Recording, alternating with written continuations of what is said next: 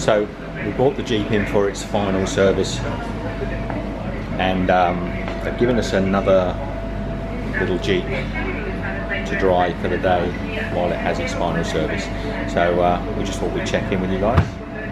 So we've dropped the Jeep off for its final service just over there. They've given us a replacement car, another Jeep, great little Jeep. And we're not far, we've actually just parked up. There's 4 hours parking here, so we're going to head and take you to South Melbourne markets. They're absolutely excellent, so come on, let's go. So this is interesting. This is the end of the tram line here, and on the left you've got the beautiful old trams, the original City Circle trams, and on my right you've got the brand new Mitsubishi Motors. So you can see both styles of trams side by side. How cool is that? Now what's interesting here also, if you look, the old trams, there's a dirty one there, they've got the electric current coming down through those wires above. Now on the new trams, either that mechanism is folded down, or maybe it doesn't take its power in the same way that the old trams do. So if you know the difference, how the electrical power is supplied to the new trams compared to the old trams are like those trolley trams.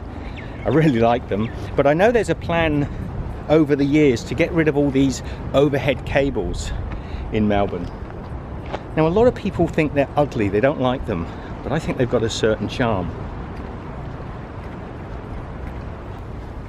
Also, just say, which do you prefer, old trams or new trams? Thumbs up for the old trams. And right next door to us we've got the active train station, and hopefully we can get out at the other end. We can.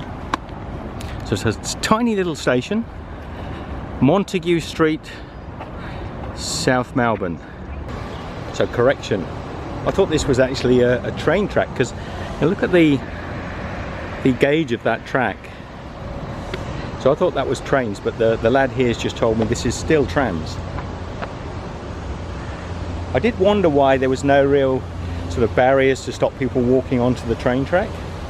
We've decided it's down to the main road. Of course we can only be wrong, but I think it's right. I've got no microphones today, so it's all recording straight off the camera. I hope the sound is going to be okay.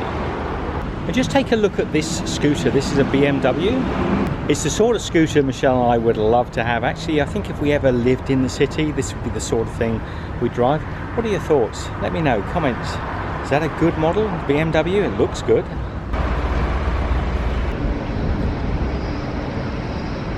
So it's only a 5-minute walk from where we were in Jeep, and we're at the South Melbourne markets. There are two really big markets in Melbourne CBD. It's the South Melbourne market and Victoria market. They're both absolutely fantastic. Adam. So the market's closed Thursday, but Adam's just saying they've got a what is it? The work.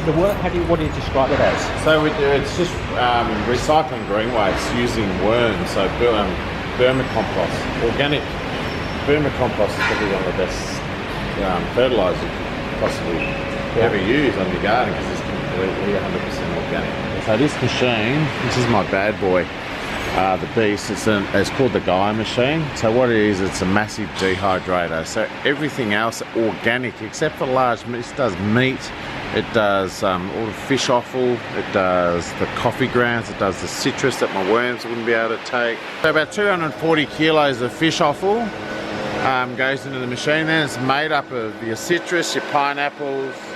You've got, well, because obviously the season, the pineapples and things like that. You've got other green waste, you've got prep waste, you've got after table waste, you've got coffee grounds. This market does probably about the equivalent of about produces 18 tonne of coffee grounds a year. So 600 kilos per time goes into the machine. We weigh each bin, goes into the machine, heats up to 175 degrees Celsius. And there's a big auger that just breaks it all down, extracts all the moisture. We even harvest the moisture. We actually use it for irrigation, use it for wash down. It comes out as a sterile product. Yeah. At the end of it, comes out this product here, so you can sort of see all this raw product, and you smell the fish guts. It's never really a pleasant smell. No. And then you come out with this. Just like a loam, like a, yeah. You have a smell of it. You smell it's got citrus. Yes, It's It's like Christmas pudding, isn't it? Yes, correct.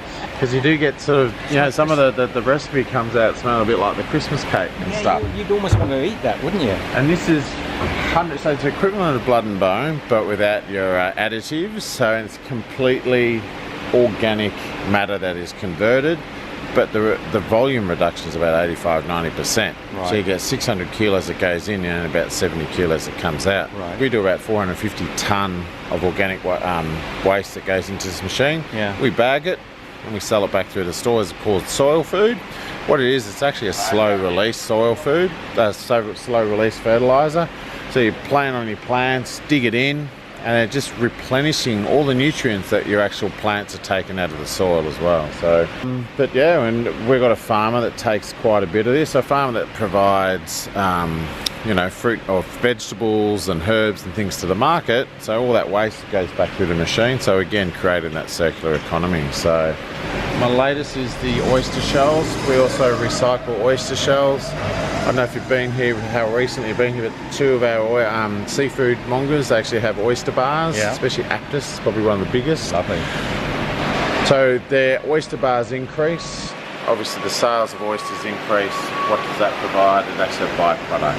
That shell, which would normally sometimes go into landfill, now actually is recycled. So what we actually do, we've teamed up with the Nature Conservatory, the Anglers Club, and a couple of restaurants, little creatures down in Geelong. Yeah. And what they do is actually these shells get collected, they get sorted, so we pull out all the contaminants. They get collected, taken down to a place in St Leonard's, then they're dumped on a piece of land, and it's what's called the 6-month quarantine process. Then they're scooped up into bags, then they're taken out to Port Phillip Bay, and they're created into oyster reefs. So they actually get sandstone that's actually used as foundation. They're strategically placed, these reefs. I think there's one off Hobson's Bay, or 2 k's off St Kilda Pier. Another one down at Wilson's Point near Lara. So they're creating these oysters. So once they've been laid the beds, all the algae and the seaweed sort of bind them together and actually sort of create a habitat for, and then they'll go and embed the natural bay oyster. We have the Angazi oyster. Yeah. They go and put that onto the shell, to the oyster reefs. Even the mussels will spawn or find their way into these reefs. But also these reefs also provide a habitat for about 85 other different species within the Port Phillip Bay. So we've got a byproduct that can contribute to an amazing environmental, sustainable, rebuilding of some oyster reefs. Because I mean, over the 30 years of trawling, they're completely decimated in the Port Phillip Bay. But a lot of people don't know that one oyster filters approximately 5 litres of water per hour. Mm-hmm. So it's equivalent of about 1 bathtub a day. So if you look at 200,000 acres of oyster reef that they're trying to rebuild over a number of years, that's equivalent to about 54 billion litres of water a year. It makes the water better for you and I to go and swim in. It's less contaminated, but it's actually now bringing in a lot of that marine life that would obviously move somewhere else or may have died out somewhere. It's actually bringing that marine life back into the bay and creating habitats for that marine life. So always trying to find some other way to recycle something within the market. So there's so much food here. I mean, even though the market's closed, a lot of the eateries on the outside here, just at the end, are all open and they're all serving great food. So you've got Spanish, you've got the Asian Chinese here, about what's the Goslami, coffee stores, Yo-Yo Sushi.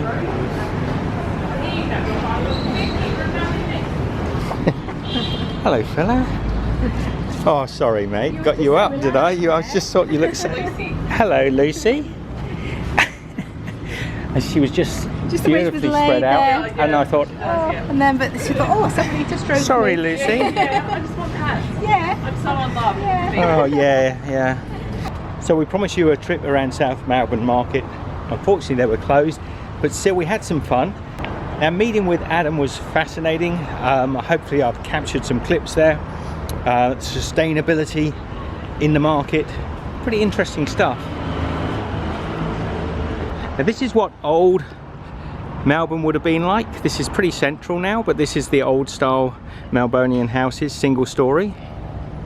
So lost somewhere in Melbourne Central, Michelle and I, we're going to sign off and leave you. It's been a beautiful day. Take care, share the love. We'll see you very shortly. Take a look at this.